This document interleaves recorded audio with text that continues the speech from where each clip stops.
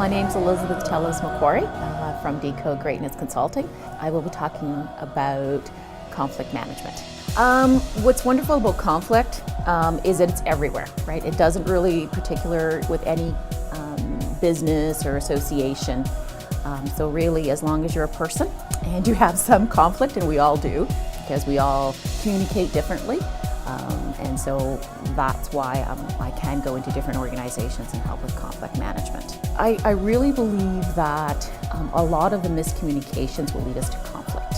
And I find that when we're in conflict, we have uncomfortable situations which lead us to act differently than we would like to if we could manage that conflict better. Finding some tools to be able to do that, so understanding where the conflict is coming from, understanding how we respond to the conflict, right?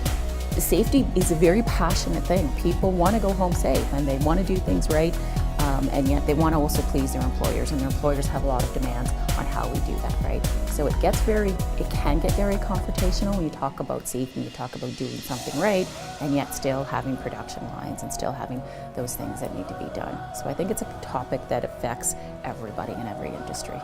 I've been a facilitator and trainer for most of my life.